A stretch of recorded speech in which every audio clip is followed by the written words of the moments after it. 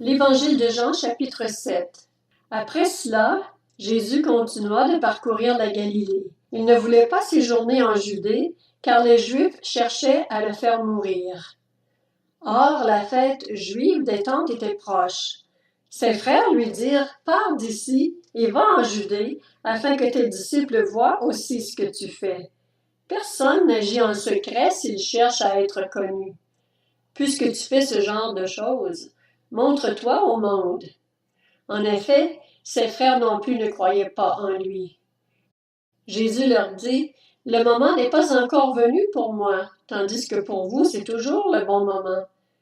Le monde ne peut pas vous détester, tandis que moi, il me déteste parce que je témoigne à son sujet que sa manière d'agir est mauvaise.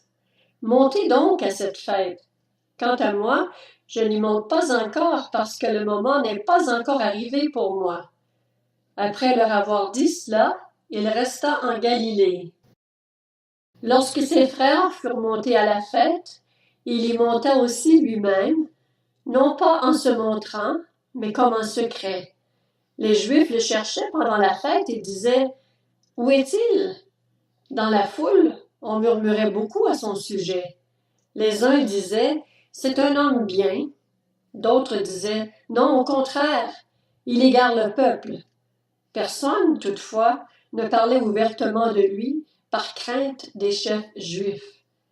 C'était déjà le milieu de la fête lorsque Jésus monta au temple et se mit à enseigner. Les Juifs s'étonnaient et disaient, « Comment connaît-il les Écritures, lui qui n'a pas étudié? » Jésus leur répondit, « Mon enseignement ne vient pas de moi, mais de celui qui m'a envoyé. Si quelqu'un veut faire la volonté de Dieu, il saura si mon enseignement vient de Dieu ou si je parle de ma propre initiative. Celui qui parle de sa propre initiative cherche sa propre gloire. Mais si quelqu'un cherche la gloire de celui qui l'a envoyé, celui-là est vrai, et il n'y a pas d'injustice en lui. Moïse ne vous a-t-il pas donné la loi? Or, aucun de vous ne la met en pratique. Pourquoi cherchez-vous à me faire mourir? » La foule répondit, « Tu as un démon. Qui cherche à te faire mourir? » Jésus leur répondit, « Pour une seule œuvre que j'ai faite, vous êtes tous étonnés. Moïse vous a donné la circoncision, qui ne vient du reste pas de lui, mais des patriarches, et vous circoncisez un homme le jour du sabbat. Si pour respecter la loi de Moïse, un homme reçoit la circoncision le jour du sabbat, pourquoi vous irritez-vous contre moi parce que j'ai guéri un homme tout entier le jour du sabbat? Ne jugez pas d'après l'apparence, mais portez un jugement juste. » Quelques habitants de Jérusalem disaient, « N'est-ce pas celui qu'il cherche à faire mourir? Le voici qui parle librement et ils ne lui disent rien. » Est-ce que les chefs auraient vraiment reconnu qu'il est le Messie? Cependant, celui-ci, nous savons d'où il est, tandis que le Messie, quand il viendra, personne ne saura d'où il est. Jésus enseignait dans le temple. Il s'écria alors, « Vous me connaissez et vous savez d'où je suis. Pourtant, je ne suis pas venu de moi-même. Au contraire, celui qui m'a envoyé est vrai, et vous ne le connaissez pas. Pour ma part, je le connais, car je viens d'auprès de lui, et c'est lui qui m'a envoyé. » Il cherchait donc à l'arrêter, mais personne ne mit la main sur lui, parce que son heure n'était pas encore venue. Beaucoup parmi la foule crurent en lui, et ils disaient, « Le Messie, quand il viendra, fera-t-il plus de signes miraculeux que n'en a fait celui-ci? » Les pharisiens entendirent la foule murmurer ces propos à son sujet. Alors les chefs des prêtres et les pharisiens envoyèrent des gardes pour l'arrêter. Jésus dit, « Je suis encore avec vous pour un peu de temps, puis je m'en vais vers celui qui m'a envoyé. Vous me chercherez et vous ne me trouverez pas, et là où je serai, vous ne pouvez pas venir. » Les Juifs se dirent alors entre eux, « Où ira-t-il pour que nous ne le trouvions pas? Ira-t-il chez ceux qui sont dispersés dans le reste du monde et enseignera-t-il les non-juifs? Que signifie cette parole qu'il a dite?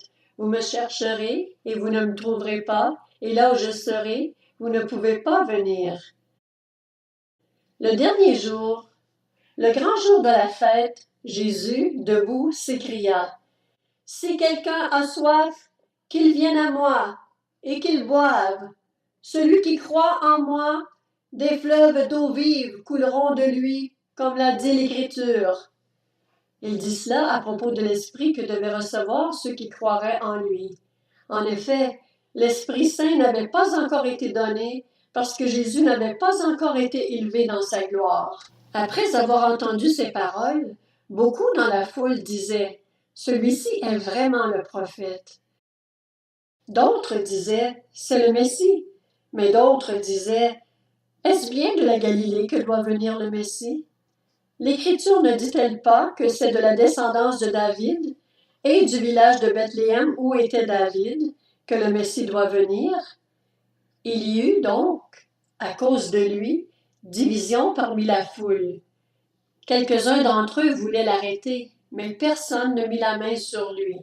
Ainsi, les gardes retournèrent vers les chefs des prêtres et les pharisiens qui leur dirent « Pourquoi ne l'avez-vous pas amené? » Les gardes répondirent « Jamais personne n'a parlé comme cet homme. » Les pharisiens leur répliquèrent « Est-ce que vous aussi vous vous êtes laissé tromper? Y a-t-il quelqu'un parmi les chefs ou les pharisiens qui ait cru en lui?